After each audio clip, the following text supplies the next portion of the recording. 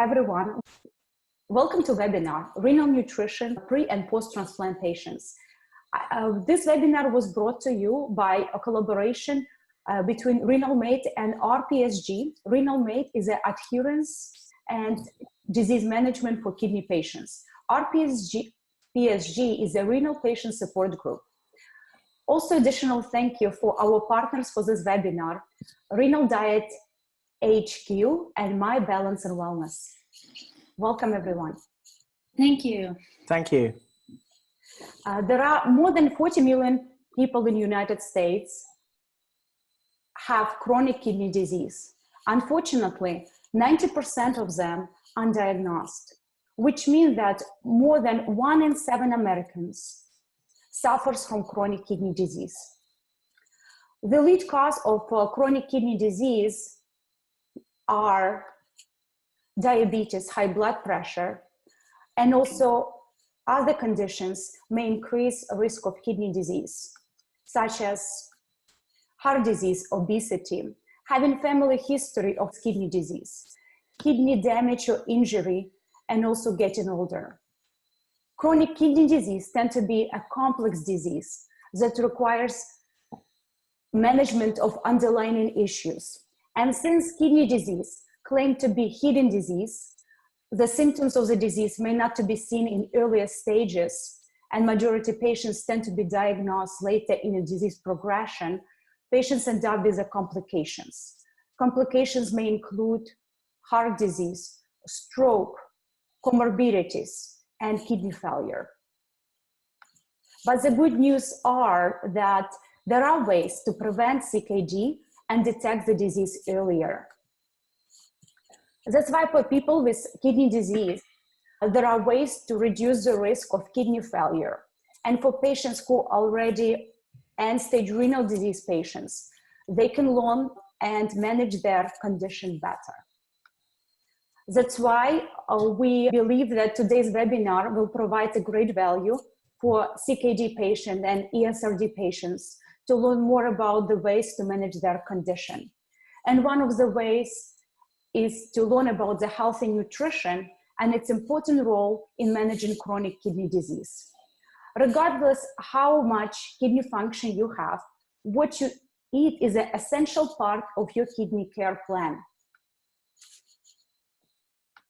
Why is the proper nutrition is so important? And we'll ask our speakers about it today. So the following agenda for today's webinar will be the following. Shahid Mohammed will present the clinical chemistry and laboratory parameters in his first part of presentation. The second presenter, Athiya Ford, she will be speaking about nutrition education and management. And our third speaker, Sarah Hawthorne, she will cover the topic of healthy nutrition and behavior change. The following speaker sessions will be followed by Q&A session where we'll answer some of your questions that have been submitted prior to the webinar, as well as the questions you may have in the Q&A section at your Q&A button at the webinar. So make sure to submit your questions and we'll make sure to address them at the end of the webinar. I hope you all enjoy, and I'll start with the presentation of the speakers. Hello, everyone. My name is Natalia. I will be your moderator for today. Also, I'm a patient advocate and I'm a founder at Renal Mate. Our first speaker, Shahid Mohammed. Hi, Shahid. Great to have you on this webinar. Thank you. Thank you for the invitation. Shahid Mohammed is a specialist biomedical scientist, and he will share more about his background.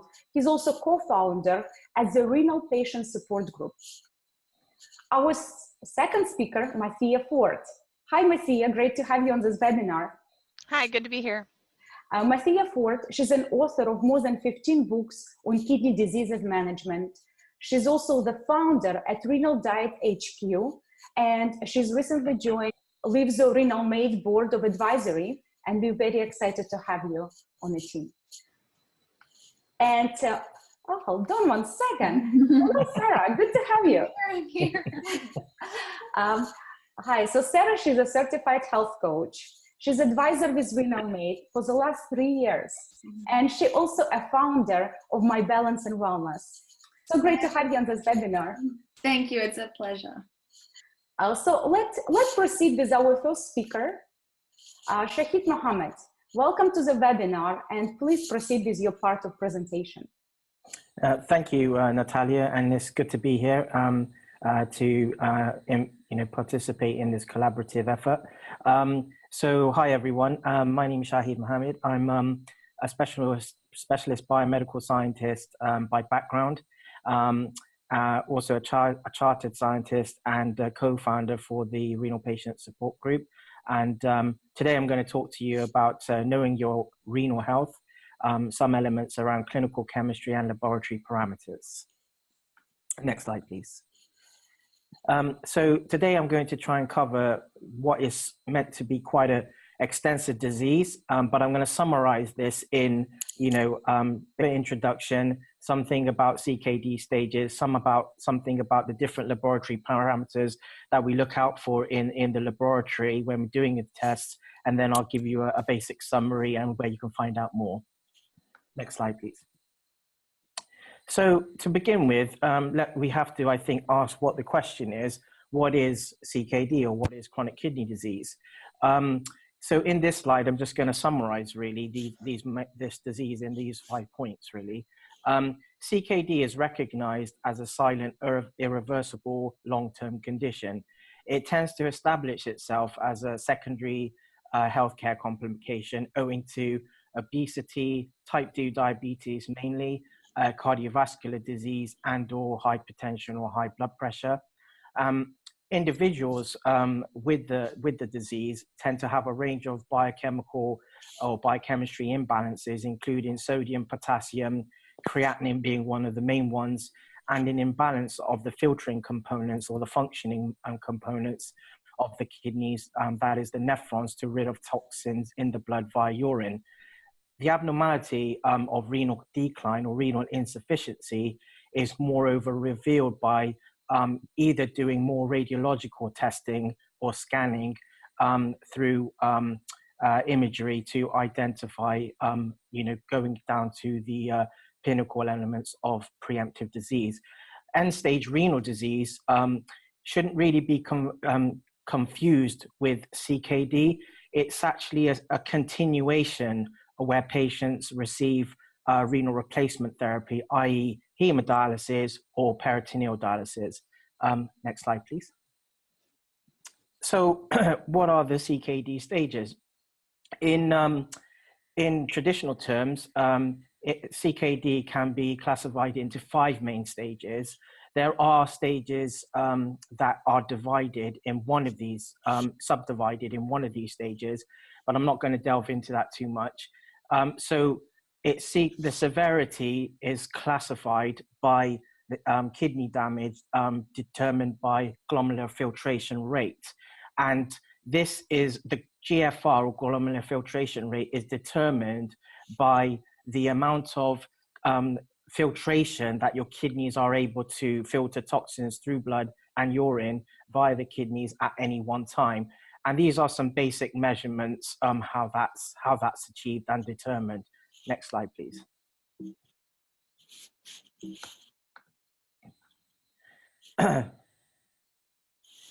So if we talk a little bit about one of the or two of the main biochemical parameters, that is creatinine and urea.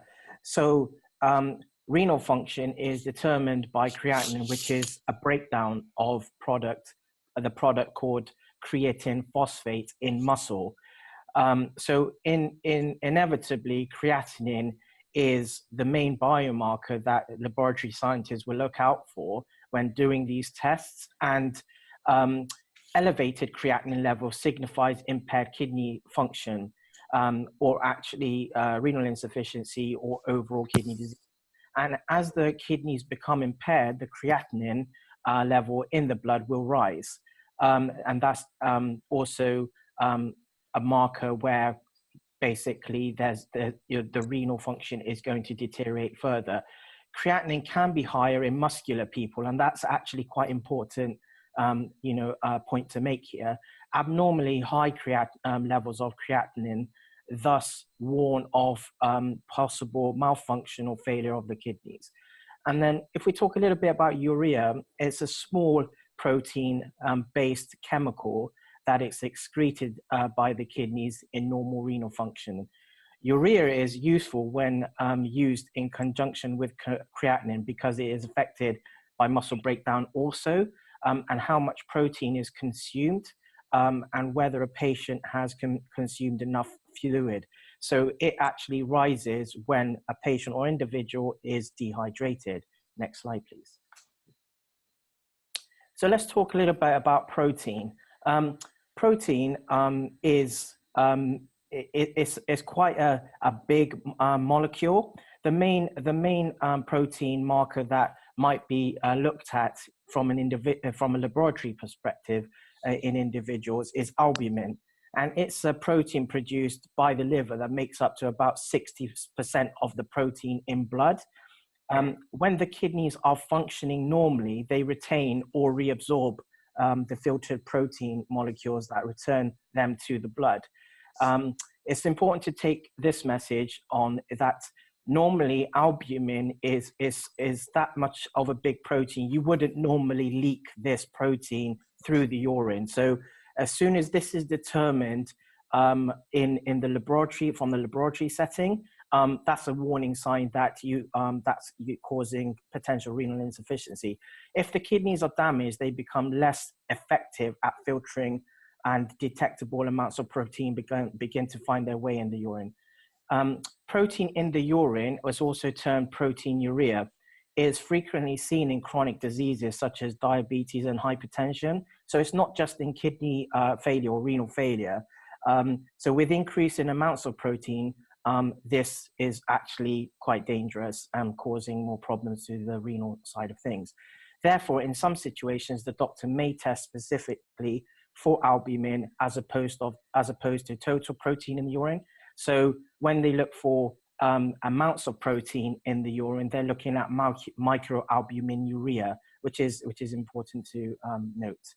Next slide, please. So let's talk about sodium and potassium. So many of you are probably aware the general basis of these two components.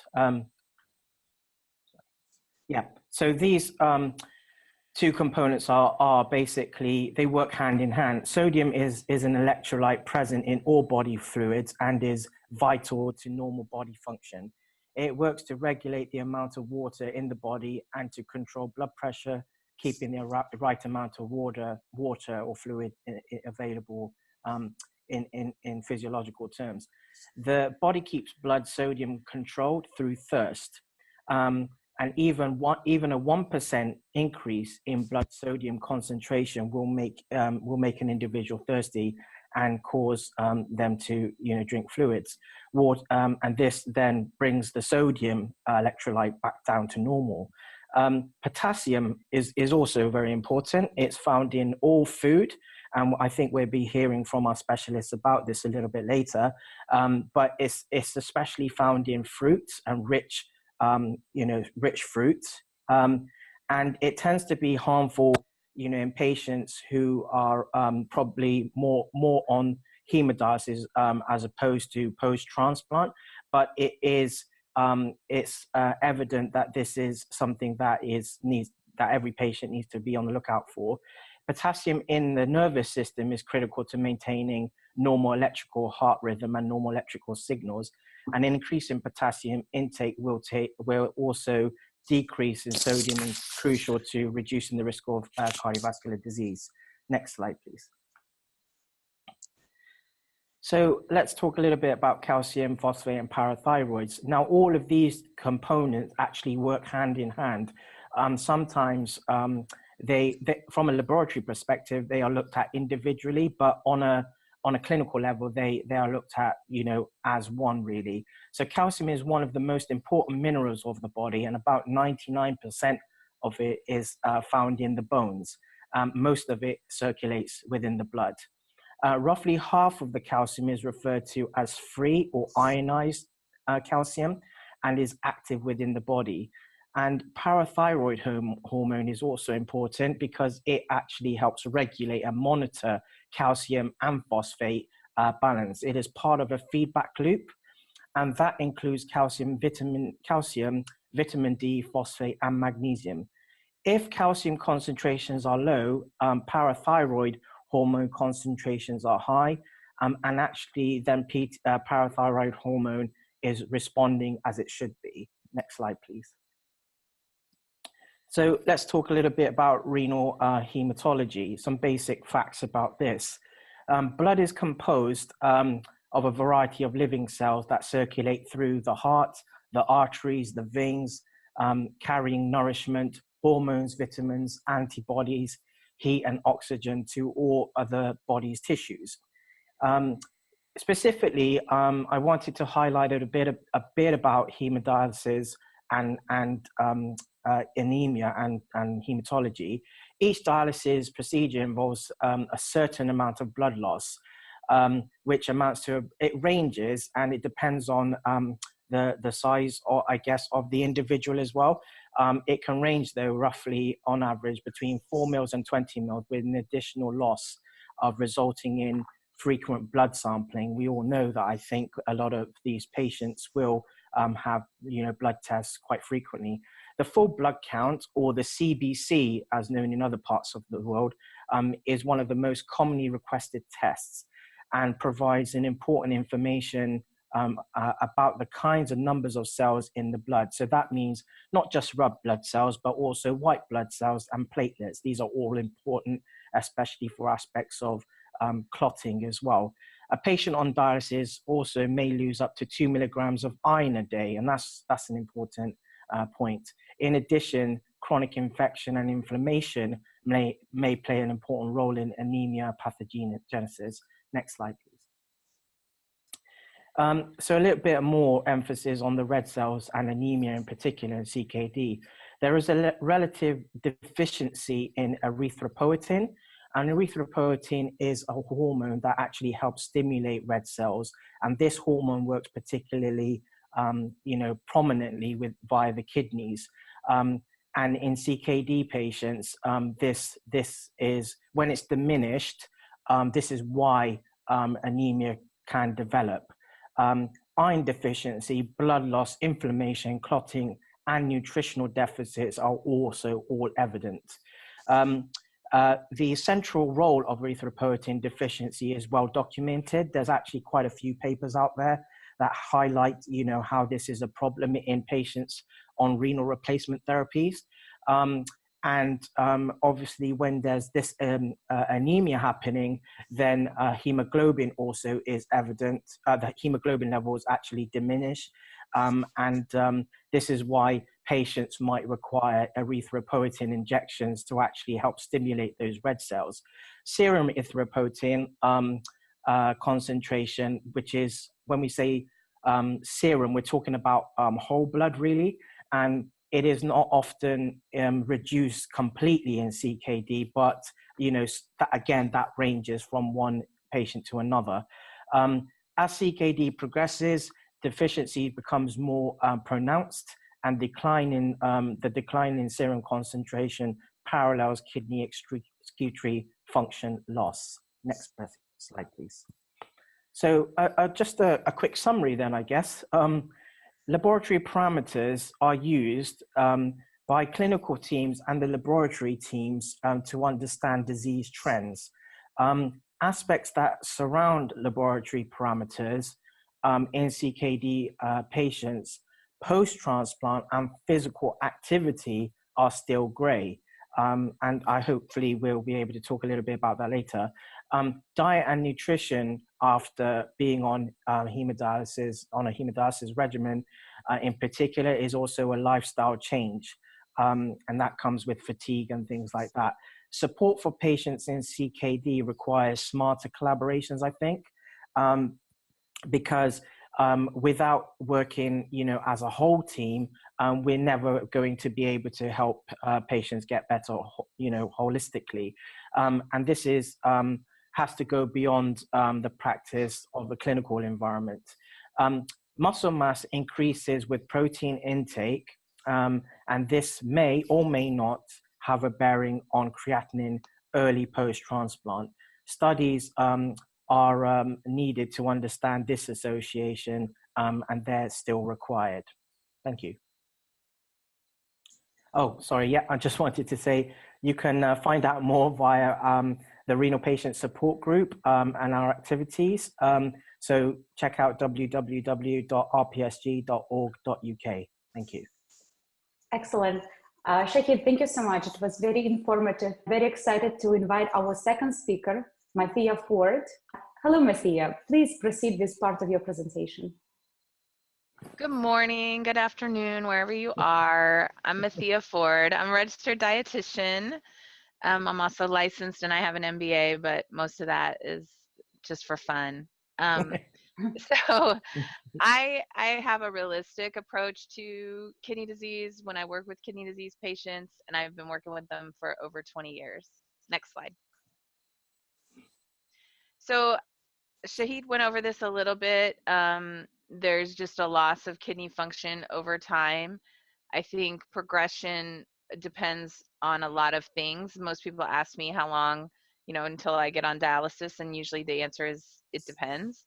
But most patients find out around stage 3 because they look at their labs and maybe their doctor didn't mention it, but their labs tests show it. So that's kind of a wake-up call.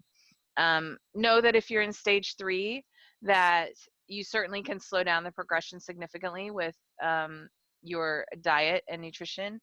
And even if you're on hemodialysis, you can do lots of things to improve your diet. So next slide. I want to talk to you about nutrition because I believe that it is the key to slowing down the progression of kidney disease. The main change that you would want to do for your diet is to reduce protein. If you're in stages 3 through 5, typically a lower amount of protein. You get an increase in protein when you start on dialysis due to what Shahid mentioned with the loss of blood and also just some albumin losses. You need more protein. And it also helps to improve your nutritional status. And then post-transplant is typically between CKD and end stage, so it's about a normal amount of protein that you would expect a regular healthy person to eat. Energy intake to ensure that you have a healthy amount of calories is also very important, so your body can use those calories well and replenish your deficits. And I would recommend you ask your nephrologist or your dietitian for any mineral or vitamin limits based on your specific labs. We're going to talk about those in a minute, but I want you to make sure that you don't make these restrictions without talking to your doctor. So all recommendations are about kilograms of body weight. So if you need to adjust that, just do divide your weight in pounds by 2.2 to get kilograms. Thank you, Natalia. Next slide. So some different guidelines for your stage of chronic kidney disease. I want you to aim for, excuse me, I have a little bit of a cold. Aim for about 50% or more high quality protein. So animal sources of protein are meat, poultry, fish, eggs, milk, cheese, yogurt, and they provide high biological value proteins. So even if you want to eat plant-based, you still need to make sure that you're getting some of those either milk or cheese or yogurts in your diet to try to get healthy protein. Stages 3 to 5 with a GFR less than 50 milliliters per minute, you want to go between 0.6 and 0.75 grams of protein per kilogram. So low protein diets reduce the generation of waste products. So Shahid was talking about urea. That's a waste product of protein ingestion. So by reducing the amount of protein that you're taking in, you're reducing the amount of waste products that your kidneys have to manage. You also lower your phosphorus intake with reduced protein. For maintenance hemodialysis or peritoneal dialysis, you're going to go between 1.2 and 1.3 grams of protein per kilogram. So as you can see, it's double once you get on dialysis because you really need to replenish a lot of those losses. And dialysis does remove some protein, and many people need to increase their protein status after starting dialysis because they've had reduced protein for so long. Next slide. Okay, no, that's good. Next slide. Depending on the stage of kidney disease, the diet for kidney disease, CKD stages 3 through 5, is vastly different than the standard healthy diet because of the need to limit some specific nutrients. So people tell me all the time, this is not the same as the healthy diet. They're told to eat whole grains and lots of fruits and vegetables, and then all of a sudden they get on stage 3 to 5 and there's some limitations of those foods. It's just different. You still can eat very healthy within this diet. Hemodialysis can affect your appetite and the way food tastes, so you may not want to eat as much or you may eat more. Post-transplant, many people struggle with diabetes and high blood sugar because of the prednisone and other medications that they're on to reduce for the anti-rejection medications. So while I know you'd rather have your new kidney, just be aware that that's one of the issues that you might have to struggle with. Next slide. So other recommendations, a lot of people, they may be overweight, they want to lose weight, but you're not going to lose the weight overnight. So just make sure that you're taking in enough calories. If you want to lose weight, you want to look at eating 200 to 400 fewer calories than prescribed per day. So if you were looking at taking in 30 calories per kilogram, then you'd look at that amount and reduce it by 200 to 400 calories. Even though you're eating less protein, you still need adequate calories to maintain your nutritional status. And I would encourage you to increase the intake of healthy fats and whole foods to get a well-rounded diet. Next slide. Don't limit everything based on internet research. Focus on step-by-step changes. So a lot of people base restrictions on very generic, unverified information on websites. And limiting your diet early reduces your choices, and it makes the diet harder than it has to be. So start with protein restriction, reduce your sodium, and then talk to your doctor about any other restrictions. Don't just decide that you need to limit something. So let's talk about vitamins and minerals, because I get asked these questions a lot. So sodium, all conditions should limit their salt or sodium intake to less than 2,400 milligrams per day. Excessive, more restrictive amounts are difficult to achieve, and most improvement is found with this level. So if someone tells you to eat just 1,000 milligrams of sodium, there's not a lot of research that shows that that's easily achievable and maintainable, and it's not necessarily 100% better than 2,400 milligrams. So if you could limit to 2,400 milligrams, that's a recommendation for diabetes, for heart disease, high blood pressure, and kidney disease. Potassium, based on your labs, if you have hyperkalemia, which is high potassium, 2,400 milligrams per day or less. Phosphorus in stages 3 through 5, 800 to 1,000 milligrams per day. Phosphorus levels in the blood are difficult to control with diet alone. A lot of times doctors will prescribe phosphate binders, and you take them with meals because they bind with the phosphate in the food and help your body not to absorb it. Calcium, you need about 2,000 milligrams per day. Vitamin D, you would need extra if indicated by labs and based on individual conditions. Iron supplementation, so that's based on labs again, for your serum ferritin and your TSAT. So if you need to increase iron levels and you're on an iron supplement, take it with a vitamin C source, which helps the absorption of that. Take it prior to a meal, about an hour or 2 hours after a meal. Iron-rich foods like red meats, beef or chicken, liver provide a good dose of iron, but you don't have to eat meats. Iron in plant foods such as lentils, beans, and spinach is what's called non-heme iron. Although they're not absorbed as well, your body can still use the iron, especially if you are deficient. Cereals enriched with iron and beans contain a similar dose of iron as meat. So I'm not a big proponent of yes or no foods. So I get asked a lot, what's the list of the foods I can eat? And as you know before, I believe in variety. So common issues that people have with chronic kidney disease is that they're not eating enough calories. They're afraid of eating fat. You can eat healthy fats like olive oil and avocado.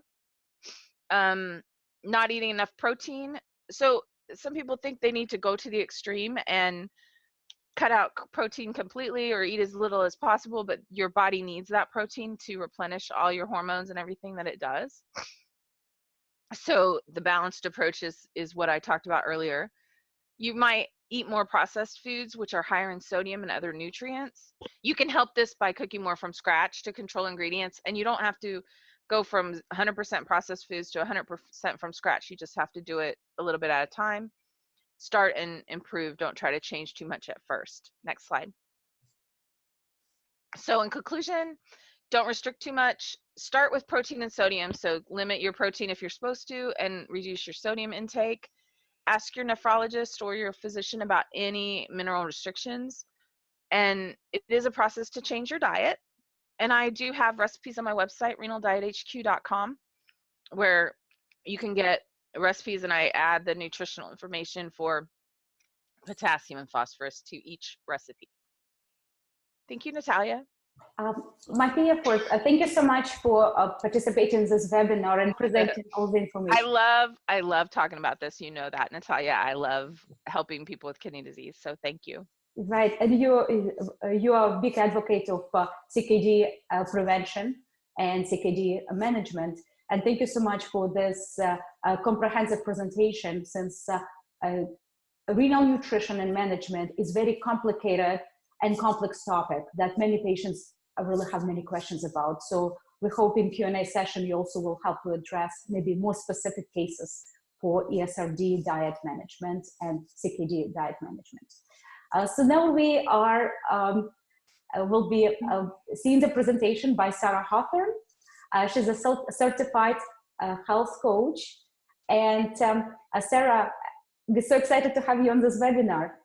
Thank you so much, everyone. I'm excited to talk about my portion of the webinar because the first part you've heard just now is more the science behind everything. So I offer the more holistic approach as well that's complementary to the science. So you'll have the full picture by the end of the webinar.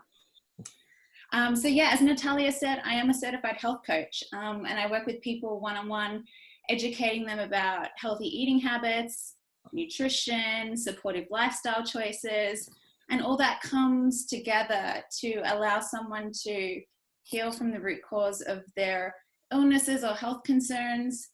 We minimize their symptoms together so that they can live more comfortably and just embrace this new way of living as a lifestyle. Healthy eating is not something that you just do for one day.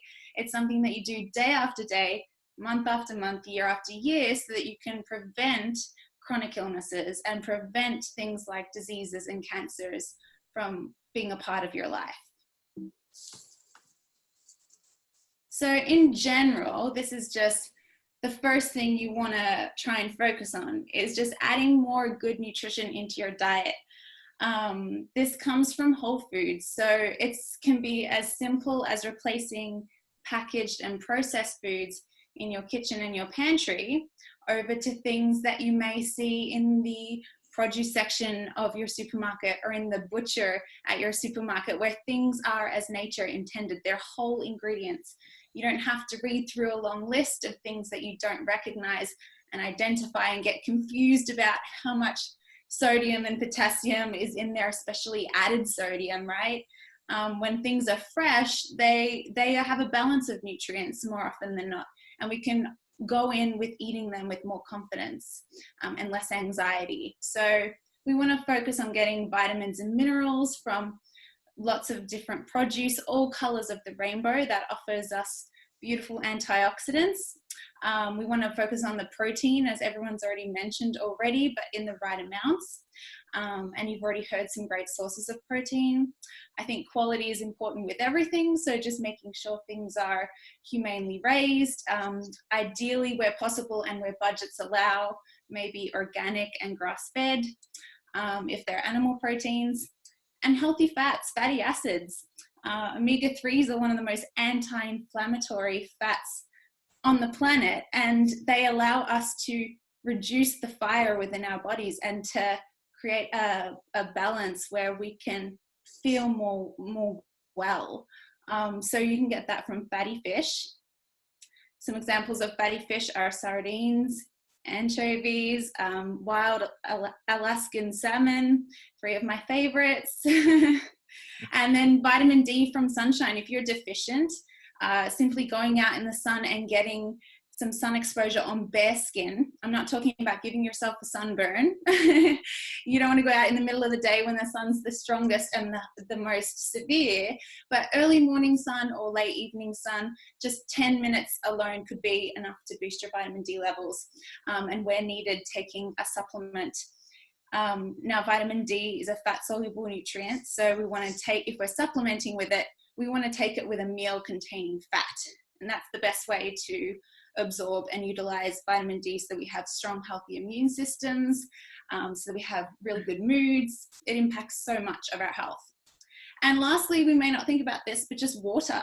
When we all need to drink water, we're humans. And whether you're managing your fluid intake or you're a bit more flexible with that, we need to get some in during the day and maintain healthy levels. So making sure your water is pure drinking water. So that's like spring water, filtered water. Those are the 2 best choices. Okay, and the next thing is minimizing. There's so much to minimize in the world that it could get overwhelming. But the big one I see the most with my clients is stress, right? And we can all relate to that. Once again, we're humans. Stress is just a part of our lives. But it's not just stress from work and raising families and having all these responsibilities and things that are grabbing our attention all through the day. It's really also physiological stress. So we want to try and get to the root cause of those health conditions that we have that are depleting our vitality and stressing our bodies. So I work a lot with people on digestive health. I often believe the root cause of a lot of illnesses comes from the state of our gut health. And that, alone, having food sensitivities and leaky gut can be a big trigger of stress for people, and that can often be the root cause. So healing the gut, making sure our systems are balanced internally with your physicians and your health care team, that is one great thing you can do to improve your state of well-being. The next thing is infections. So that could be viral, bacterial, or parasitic. Allergens are huge. I find they're just rampant. Whether you have an IgE allergen to foods like peanuts and your face swells up after eating them, or whether you have just a simple food sensitivity like an IgG sort of food sensitivity where your immune system's activated from eating something like gluten or eating something like dairy. To identify that and remove it from your diet is really important. And then also we can be allergic to things in the environment. So if you can remove yourself from those things like dust and mold, or animals, if you're sensitive to cats, for example. Pollen was a big one here in the Bay Area recently. I think we had one of the worst pollen seasons and everybody was feeling it. So if you can boost your immune system with that sunshine and making sure that you get other nutrients that boost the immune system, vitamin A, vitamin C, probiotics, zinc, then through a balanced diet alone and just some sunshine, it's amazing how much you can transform your health. Dysbiosis, I always bring things back to the gut, but this just means a microbial imbalance within your GI tract. It can even be too much good bacteria, not enough good bacteria, an overpopulation of bad bacteria, or as I said, infections before, parasites, things like that. So working with some kind of functional medicine doctor or a naturopathic doctor who specializes in that can be really helpful. And toxins are everywhere. And again, it seems scary to try and avoid them all, but it's just part of life. We just have to do the best we can. So if you can eat as much as you can, the clean 15, dirty dozen, which is like chemical use on produce, organic where possible. I always say you can look at the Environmental Working Group's website. That's a great guide for that. Body products is another one. The skin is the biggest organ of the body. We absorb everything that we put on it. So making sure your body products are made with food grade ingredients. Less is more. And cleaning products in the house, it is amazing how much just common products like Windex can be toxic. So going for greener, more natural and organic solutions, and the Environmental Working Group website is another one. As I said just before, they do a database on all of that. So it's an easy guide for you to start transitioning things that you used to use once you finish them, and then replacing them with better alternatives. And just the environment. So if you can drink the filtered water I mentioned before, you're going to reduce your exposure to heavy metals, things like chlorine and fluoride, which can mess with our hormone health. That all adds to our vitality. So just these little things, it's not about doing everything I just mentioned overnight, but just being mindful of it and doing one little thing at a time, setting little goals for yourself. And we're going to talk about that very soon. So these things cause that inflammation in the body, and inflammation is normal. If you fall and hurt your knee, you need it to help yourself bounce back from that fall and recover and heal. But when we have excess inflammation, it's usually due to stress, poor diet, and toxic living. So all the things I just mentioned can help to dampen the fire, put it out, and help your conditions and your symptoms improve. It also upsets our immune system, so we want to keep our immune systems happy, so we're not reacting to everything in our environment all the time and upsetting our inner balance. And when we do this, we reduce our risk of chronic disease, illness, and cancer. So let's get to the root cause of those health issues. Thanks, Natalia. So then lastly, we want to prioritize all the good things that make us who we are. Sleep, who can function without it? I mean, as much as you can, take naps in the day if you can't get a solid night's sleep at night. Aim for 8 hours, you know, minimum 7. If you want to do 9 or 10, great. But I think it's good to get in a rhythm and be consistent with sleep, because it's really the only time our bodies get to repair and rejuvenate. And it's the only time our brains get to detox, our livers get to detox. So without that, we're basically just trying to survive. We're walking around maybe as little zombies on autopilot, and we can't really feel our best and live our best lives. So sleep is like the number one after nutrition, maybe even. The next one is physical activity. And I like to say that because exercise sounds so scary. It sounds like something I don't want to have to do. And fitness sounds like very competitive. So I like to just say physical activity. Move your body in any way that feels good to you. That could be gardening, playing with the kids, taking the dog for a walk, salsa dancing if that's what gets you going. It doesn't have to be like this awful boring gym session where you feel like you're just slugging it out on the treadmill once again. So do something that you love, and that's the best way to make that sustainable. My favorite one, vitamin J, which is for joy. You get that from supportive relationships. You get that from embracing hobbies and passions, creative outlets, and just having a mindfulness practice that grounds you every day. These things can give you a stronger mindset so that when you go into your treatment for your kidney condition, you feel like a superhero. You feel like you've got a good quality of life, you know, and it's all the power of the mind. And when you add these things in that enhance your life, you'll find this inner strength that you didn't know was there before. So incorporating that is really important. Next slide. I'm getting closer to my habits now. So this is a fun topic to talk about, because it's like, well, you're talking about sleep and you're talking about eating healthier, but how do I start? Where do I get started? That can be the daunting, overwhelming thing. And just start with something small. It doesn't have to be like an overnight transformation. It doesn't have to be like this huge goal that you tackle and you battle with every single day to try and achieve and stay on top of. So start with something that requires very minimal motivational willpower. You're going to build these things up sustainably over time. Again, it's not overnight. So we love this example because everybody wants to eat less processed foods. That's a given.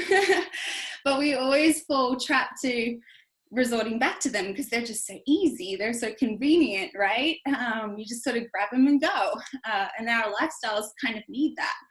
But really, instead of replacing every single meal of your day with a whole foods meal that takes a lot of cooking and prepping, you can just start with replacing your snacks. Imagine how much healthier we'd all be if we just replaced our snacks with less processed foods like munchies, chips, candies, chocolates, whatever, muffins. We want to replace those with fresh ingredients. So maybe you can cut up your favorite veggies, just raw, slice them up and dip them in your favorite dip and have that as a wholesome snack with a glass of water at your office desk while you're working away or going in for treatment even.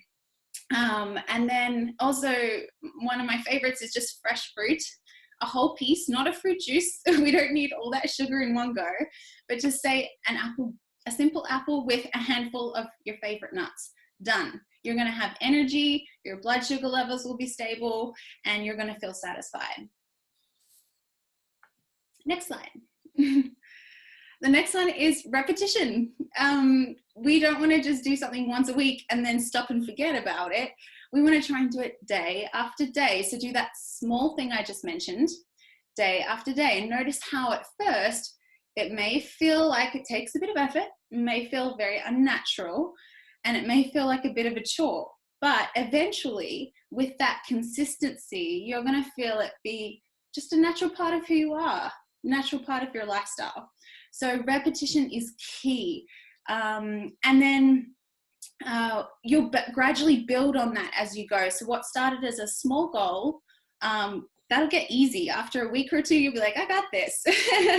It's time to add to that then when it stops being challenging for you, and make it a little bit more impactful, a little bit more significant. So maybe then you tackle a healthy breakfast that's made from fresh ingredients instead of a processed packaged cereal box. Next slide, please. Breaking things down, I am the queen of feeling overwhelmed, especially when I'm multitasking and I have just too much going on. So sometimes when I take on a new goal, it feels so foreign that I really get paralyzed and I don't know how to act and what to do. So if I break my goal down into tiny little action steps, that helps me to get from A to B more smoothly and with more peace of mind. So for example, if you want to have healthy snacks to sort of boost your nutrition, the first thing might be to do, sorry, I'm getting my words twisted, I have pregnancy brain. The first thing to do is to clear out the junky snacks in your kitchen, in your fridge, in your pantry. Get rid of them, because if they're there, they're temptations. You're going to end up feeling like you have to eat them or that you want to eat them. So just throw them in the bin and just be done with it, or give them to someone else that doesn't quite have the same health goals as you, if you want to donate them. And then make a list of healthy snack ideas. So you could do a Google search, you could look at Athiya's website for some inspiration for food. You could go on a kidney blog where they've got kidney-friendly recipes and snack ideas. And just write a little list of things that look interesting to you. So that you've got like some kind of game plan of what you're going to be munching on either mid-morning or mid-afternoon. Then the third step is to go to the store, wherever you like to shop, whether it's the farmer's market, a health food store, or a regular supermarket, and buy those ingredients that you need to make those snacks. Once you fill up your fridge and your pantry with all those healthy things, you can't help but have good things on hand when you need it most for energy, and when you're feeling a little bit hungry. So that's the way to execute that healthy snacking, is to just break it down into those 3 simple steps, right? So it's less overwhelming. Let's go to step 4. Step 4 is a good one because everybody falls off track. Again, we are human. Let's keep it real. So if you fall off track, all you have to do is get back on. What's happened in the past is in the past. Every new moment is a fresh moment, a blank canvas to start fresh. And if you expect these setbacks from the beginning, you're going to notice this mindfulness, this awareness, where you can plan around what obstacles might come up for you like whether it be temptations in the kitchen, you know, you've got a big pint of ice cream in the freezer and that's calling you and it's on your mind. Well, know that that's an obstacle. If you'd got rid of that, you would be less deterred from achieving your goal and less likely to fall off track. So simply just being aware of what obstacles may come up for you and having a plan of attack to strategize against falling victim to them and being able to overcome that is just huge. So really just expect the setbacks, get back on if you fall off track, and remember it's progress that's key. It's not about being perfect. So we just want to keep taking steps forward. If you take one back, who cares? Let it go. Don't beat yourself up about it. We're not here to feel guilty. We're here to just be real and know that this is a journey. Know that this is going to happen gradually over time and you're gradually going to gain momentum. So stick to a pace that you can maintain. You're the one that dictates what's right for you. Some people might move quicker towards their goals, and if you want to take it slow and steady, hey, you've heard this story of the tortoise and the hare. Slow and steady wins the race. So I say go for it. And the last one is seek support and accountability. No one can do this on their own. You have a whole team around you of experts, both in the medical profession that care about you, but then also around you in your community, be it neighbors, colleagues, friends, family. Lean on them for support. Tell them what's going on in your life.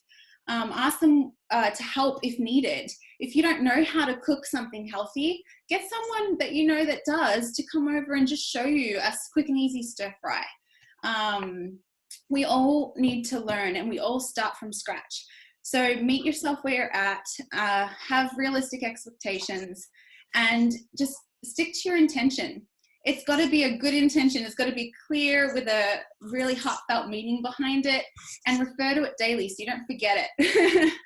You can put Post-it notes all over your house just reminding you of your intention.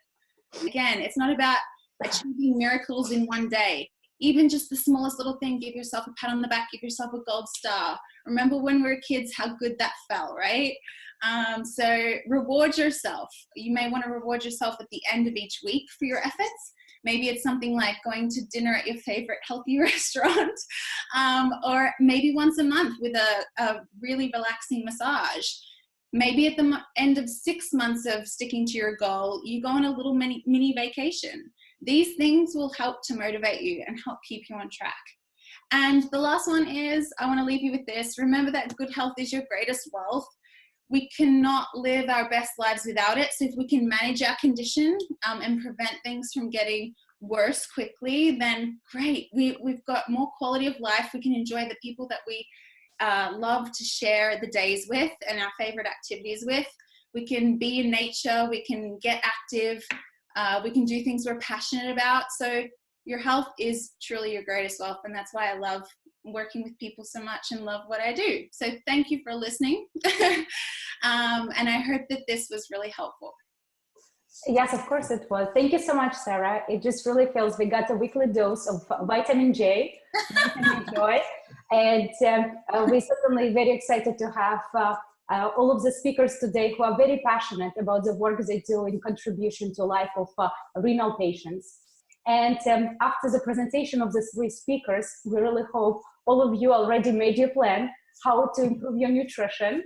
You learn all the parts related to chemical laboratory parameters, learn about renal kidney diet, and then you learn the actionable plan, how to achieve your goal.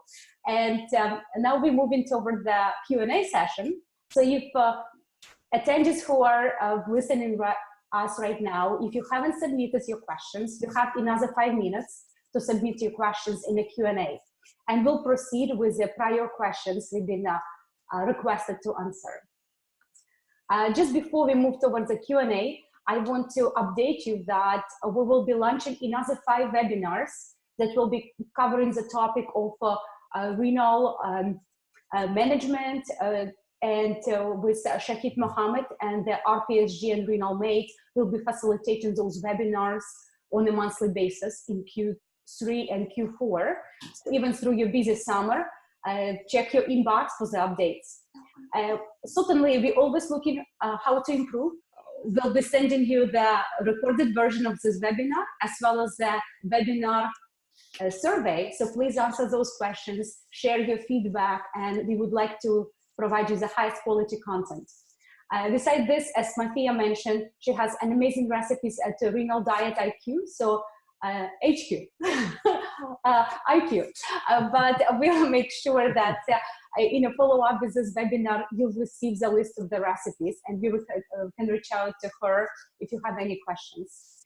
Besides this, if you want to learn about the Renal Mate or you want to learn about any of other partners in this webinar, please email us at thecoaching@wipzo.com, and we'll send you more information or appropriate introductions. Okay, so moving on to our Q&A. So we have a couple questions asked, actually more than a couple, and we'll start with the questions that have been asked through the Instagram. It was by patient who's end-stage renal disease patient and looking to be ESRD patients. How can I know which healthy food like veggies and fruit has low or high potassium? Athiya, maybe it will be great for you to answer this question, because certainly we see a number of patients who go shopping and they come to the produce aisle, but they're not certain which of the vegetables and fruits are good for them as being a renal failure patient. So I would assume that you can Google vegetables and fruits a lot of times and find out the nutritional content. I know a lot of times there's conflicting information. If you look at like a one website might say these are high in potassium, you go to another website and it says you can have it. Usually it's related to the portion size. So I would just pay attention. A lot of foods now are starting to show potassium on the label, and so you want to look at the label if it has it, but obviously veggies and fruits don't have a label. So I would just look for USDA database references. So you may not go straight to the USDA website, but make sure that if you're looking at some information that you Googled it and it's from that, and understand the portion size and how it was prepared, because a lot of times that makes a lot of difference. If you want to reduce the amount of potassium in fruits and vegetables, like a lot of people know, you can double boil potatoes. But again, the amount that you reduce the potassium, it depends on how big the pieces of potatoes when you boiled them were. But you can chop them up small, boil them once, pour out the water, boil them again, pull out the water, and you can usually see about 40 to 50% reduction. I would sincerely encourage just a variety of fruits and vegetables. Even if a fruit or vegetable is quote unquote high potassium, eat a smaller amount of it, because a lot of times they have other nutrients that your body needs and it gives you a little bit of variety.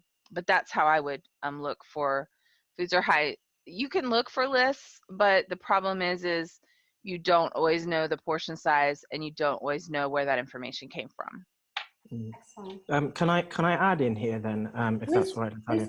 Yeah. So I think Athiya makes a very valid and important point there, to look out for the kind of nutritional content that different veggies and fruits have. From a laboratory perspective, just to highlight that even when you say, for example, have high potassium food, that doesn't become immediately apparent, from the laboratory perspective, looking at, your samples or your whole blood or serum, because it takes time for that to metabolize, that particular food type or food stuff. So it really depends. And that also comes down to individual metabolism. So when a clinician or a family physician, for example, requests a potassium test, it's not always going to come up straight away that a patient, whether they are on dialysis or peritoneal dialysis, that, you know, this will become evident right away. In the UK, for example, certainly they do bloods on a monthly basis in this patient cohort. So this sort of routine measuring of potassium and other important parameters, they can determine as and when they feel that a potential patient would need to increase or decrease their potassium intake on that routinely basis. So yeah, just to highlight, it's very important to have a look at the nutritional value and content of food types and foodstuffs, but it's not automatically obvious that the potassium or any other parameters, for example, shoot up straight away. It can take, you know, a little bit of time before that's actually apparent. Great, thanks. So our second question, I'm CKD stage 4. How much protein do I need to consume daily to stay healthy but protect my kidney function? Athiya, would you be able to address first this question, and Shahid, then you can join after Athiya address. Absolutely. So stages 3 through 5, you want to do 0.6 grams to 0.75 grams of protein per day. So if you weigh 220 pounds, I'm going to do some easy math because this is on the fly. You weigh 220 pounds, that's 100 kilos. So 0.6 is 60 to 75 grams of protein per day. So a lot of people don't realize protein's in a lot of foods. But if you want to maintain, you know, try to get 50% of that from healthy proteins, from, high biological value proteins. So you want to try to get, if you were doing 60, you'd want to try to get 30 grams of high biological value protein.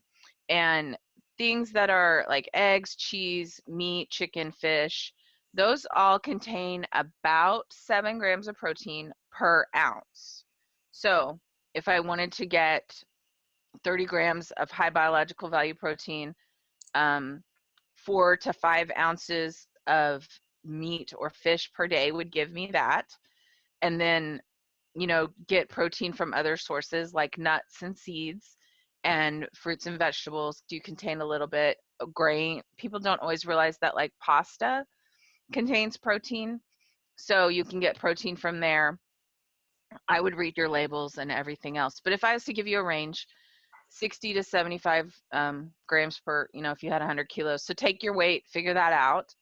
The other thing that is important to know is that if you're diabetic, you need to be on the higher end of that protein scale. So you need to, you know, if you don't have diabetes and you're trying to do to 0.6, you'll probably be fine. But diabetics have a higher need for that protein, and their body's hormones and stuff are working. So you want to be on the higher end of that if you have protein, if you have diabetes. And I just encourage you to not try to be Superman or Superwoman and cut it to nothing. Your body uses protein to repair, build hormones, and do all the normal things in your body. And your body's going to start pulling from your muscles that you have as storage, and then you're going to be sicker down the road because you don't have that that resource in your body. So I'll get off my soapbox now, but that's what I would recommend. Excellent, thanks. Shahid, do you have anything to add to this? Yeah, so I think, yeah, it depends. It depends on several different elements. But one thing is, I would say, it's to understand first and foremost the disease pathogenesis, or etiology, as we call it, that a patient might have according to their type of kidney disease. Because with some kidney diseases, it's important to note that inherently you will be leaking protein. So one disease, for example, is IgA nephropathy, where there's amounts of protein that leak through the nephrons, or the filtering components of the kidney, and that is detectable quite obviously when the lab scientists do these tests. So that's number one. Number two is also to highlight that as mentioned in one of my slides, I think, was that protein amount also depends on, or sorry, renal function, I should say, depends, or creatinine depends on muscle mass.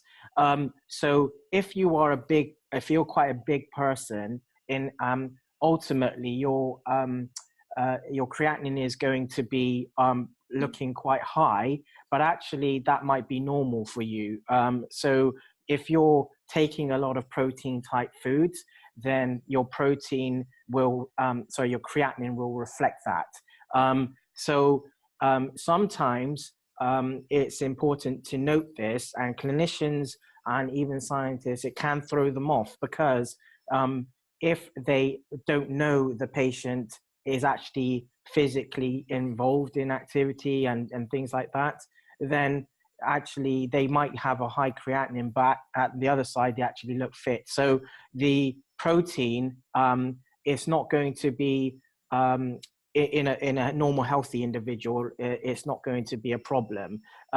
So it is about I think Mathia's made a very valuable point, because you do need protein, to stop you, getting ill, and it's important for repair as well. So it is about having a balanced diet. But again, just to say that in some kidney diseases, there is inherently going to be some protein leaking, and your renal team or health professionals will let you know more or less what you can and cannot eat in that respect. Excellent. Yeah, that seems like any of the guidance that given for stage 4 have to be approved by the nephrology team after the lab's done, whether it's a restrictive or if the protein leaking, they might just prescribe a different limitations of protein. So with the third question we have, hi, I'm seeking some information in regards to relation between kidney function and low testosterone, if there is any, and if there is anything I can be doing to assist that. Shahid, do you want to address this question first? Okay. Yes, interesting question. So I'm presuming that this has come from one of the male audience members. So with renal function, as mentioned in one of the slides, that erythropoietin, or EPO, it's one of the main important hormones for red cell production. Okay, if we take it all the way back, and we're looking at hormones generally, and testosterone is one of these things, important hormones. If there is an erythropoietin decline, and this is evident, this also means that the hemoglobin is reduced, and this is going to be determined by a lab scientist through a full blood count or complete blood count. And then if this is determined, this is why a patient, a male patient in particular, might have, it might reflect, it's not actually, evidently known, or there's not enough studies to determine this, but this might be one of the reasons why a patient might have a low testosterone level. And so what I think it needs to, or a patient could be doing, is actually, number one, finding out what their hemoglobin level is. That's absolutely key, because having a normal hemoglobin level means that there is enough red cell production and stimulation through erythropoietin hormone production, that actually it means that even testosterone and all the other important hormones are keeping the status quo, or the hemostasis. And then secondly is finding out if they are on a form of erythropoietin, because there's various forms, is understanding which is the right form for them. There's most of these are prescribed in subcutaneous format injections, and they are normally prescribed by the renal team to say what is right for that patient. And number three is also finding out whether they need to food types that in renal patients, that might be, it might be a sensitive thing where they might need to cut down or increase the type of foodstuff. So protein might be one of those things that they might need to increase, or, it might be that they don't have so much processed food, because that can have an effect in the longer run. So I'm not the expert here on that, but I'm just going to say that those are the broad elements that I would investigate with the healthcare team. I can agree with that. I've also heard that eating processed food, too much of it, high levels, unnaturally high levels, when we rely on that as the core of our diet, can indeed reduce testosterone levels in men and actually make them more estrogen dominant, causing even sort of almost female-like qualities. You've heard of, you don't laugh too much, but the whole man boobs thing, like that can really happen from eating too much processed foods, and just a change in tone of voice, those sorts of things. So yeah, it's definitely a good idea to look at the quality of your food as well as a factor. Thank you, Shahid and Sarah. So our fourth question will be to Sarah, and Athiya and Shahid, you can certainly add your personal tips. So I'm looking to cook more often, but I have very little time between work and dialysis. Any tips? Definitely looking at your week in advance, looking at when you have your scheduled time for treatment and other commitments in life, and looking for those small windows where you could just do a tiny amount, like chopping vegetables in advance, or lightly cooking some protein sources, or preparing some healthy snacks as well. Just the littlest windows, say if it was half an hour each day of just prepping so that you've got something ready to go, is ideal. So I always like to sit down on the weekend, look at the calendar, and look at those realistic slots of time that can be dedicated to either going to the store, doing some light cooking, doing some light chopping, meal prep stuff, and just putting slots on the calendar for that time and blocking them off as if it was like your treatment. It's a sort of an essential part of being healthy, is that home cooking and that home prepping. So treating that time on your calendar like an important meeting, so that you do carve out the time to do it. Even if it means if you could get up 15 minutes earlier just to prep something, or go to bed 15 minutes later, or taking a little bit of time if you're working, maybe they're flexible and you can do some of that from home and have that luxury of being in your home environment versus out and about all the time. Just working with what you've got with your lifestyle. But there's other services too that help to take time out. If you can do services like Instacart or some kind of grocery shopping delivery, if you can get meal kits online that are made from whole foods, fresh ingredients.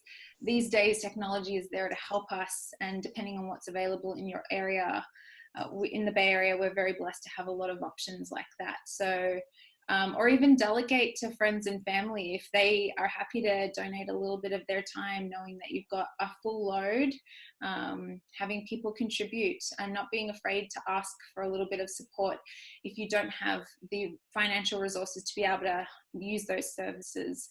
Lean on your community. That could be a really good strategy as well. And people are more than happy usually when asked. They just didn't know that their help was needed. So yeah, thanks, Sarah. Athiya, do you have something to add to this topic? I would just add that sometimes you can cook double batches. So when you do have time, if you're cooking chicken breast, for example, cook twice as much and then use that later in the week. I love to do crock pot things where I'll put, so I use the insert liner in the crock pot because I hate washing dishes, even though you still have to wash it. But so I'll put all the stuff that's going in the next day into the bag in the fridge, and then in the morning all you have to do is take that bag out, put it in your crock pot, and start it. So like Sarah mentioned, doing some prep, just knowing your schedule a little bit ahead of time. The other thing is don't go from cooking nothing to trying to cook 5 new meals that week. start with maybe one new recipe.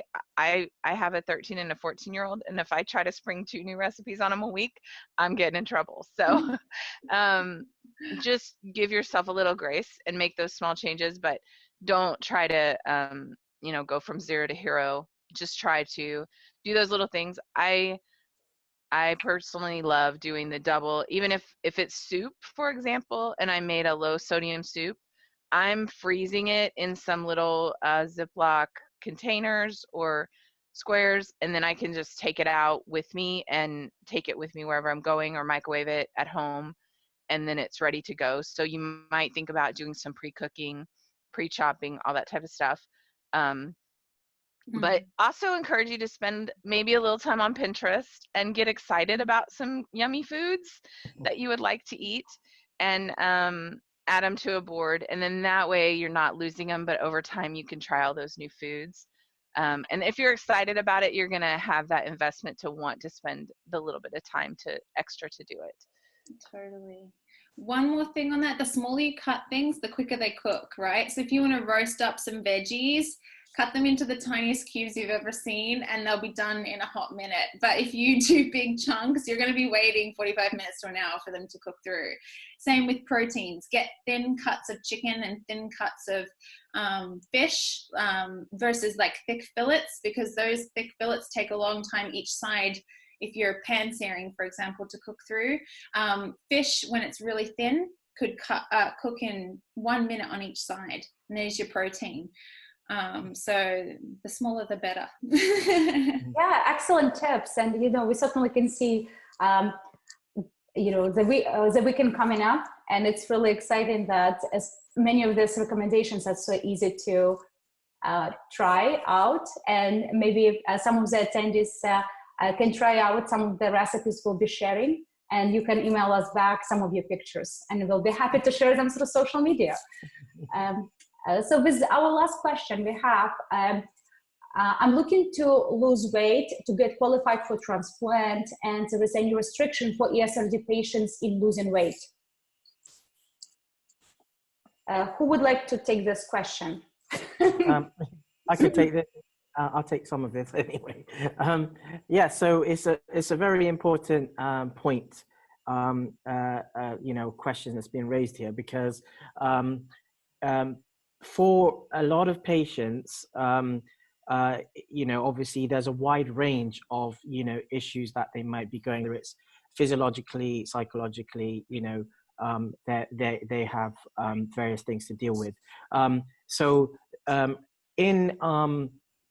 It's interesting because in trying to become, fit and healthy, to, become viable to go onto the transplant list, you wouldn't often think that, patients have too much of an issue, because in some respects, patients on dialysis, for example, or hemodialysis, sometimes they struggle to eat or even have an appetite. So it's quite interesting that, this question is being raised, but it's very important.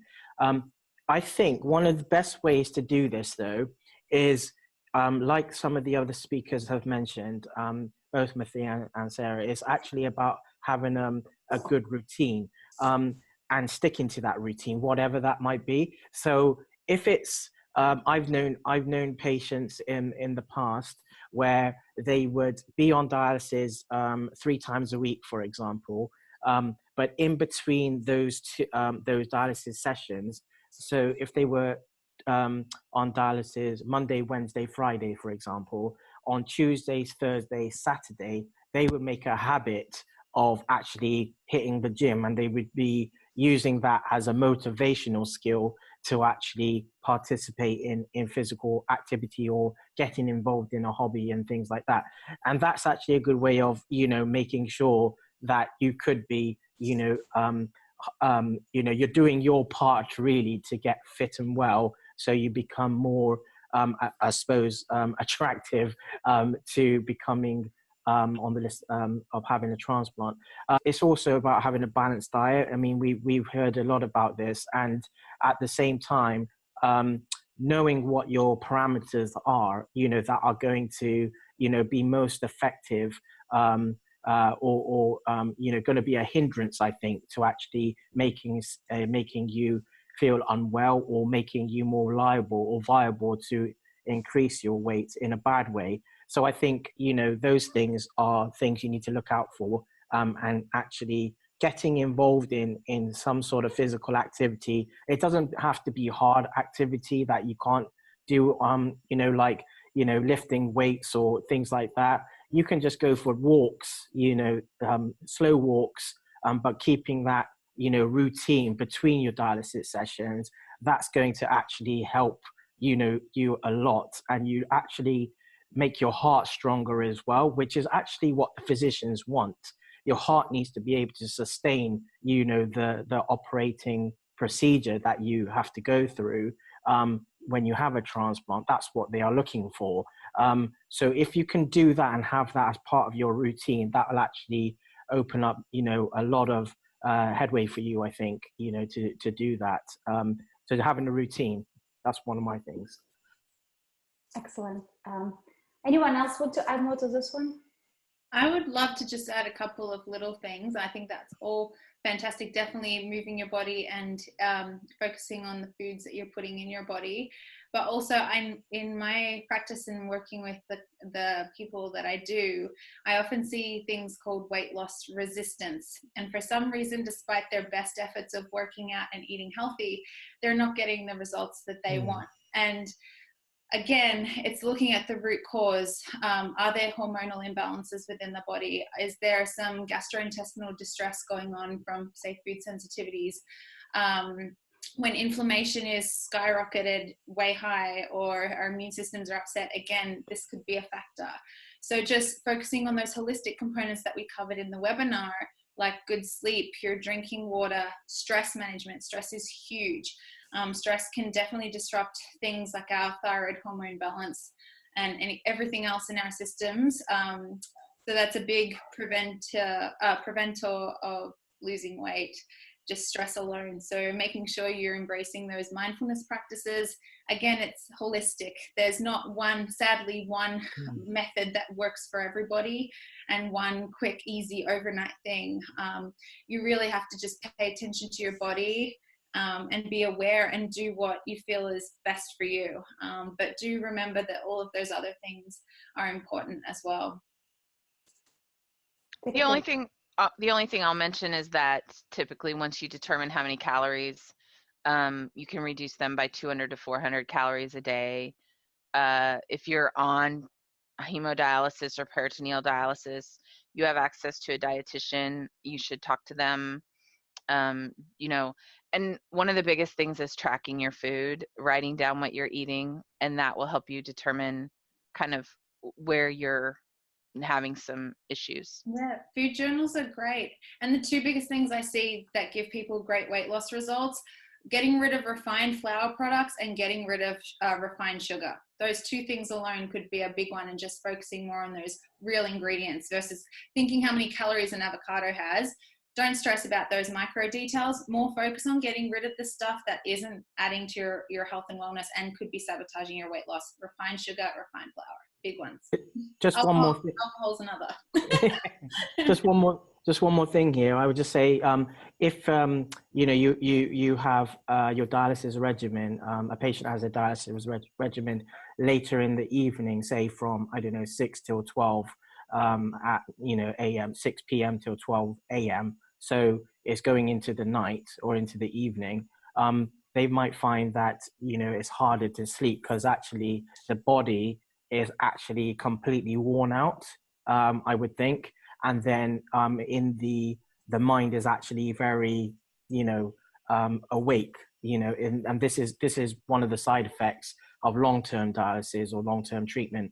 And so what happens is that sleep pattern gets altered. It can, you know, patients have complaints, I think, of sleep apnea, and this is a problem. And this can actually be one of the causes or prompts for actually leading into obesity as well, because you know, they might have that because of that sleep problem or sleep apnea. It also affects their eating times and eating habits. So this could be, this needs to be sort of reflected and communicated to the healthcare team quite early on, so that this is not going to affect them, potentially going onto the transplant list or being, an adequate candidate. So I think be mindful of your sleep pattern is just another add-on I'd like to add on. Yeah, and it's such a great point in terms of summarizing today's presentation and the webinar. Having this holistic approach and understanding that renal nutrition has so many nuances and has so much personalization that's highly required for every patient to develop their own personalized plan to fully manage their stage of kidney disease and overall well-being. And I want to thank you, all of you. It's been such an honor to have such a great team of professionals and very passionate individuals joining us globally, right? We have Shahid from UK, and we have the rest of the ladies from US here covering the topic of renal nutrition. We want to encourage everyone who have attended this webinar today or might be listening to this webinar in a recorded format, reach out to us, send your questions, maybe send your frustrations, and we'll be building a content for the future webinars based on your feedback. Thank you so much, all of your speakers. We would need to stop this webinar, but I really hope we had another 50 questions, but we have a limited time. So hope to see you in the following webinars, and have a wonderful rest of your week. Thank you. Thank you. Thank you for your time. Thank you.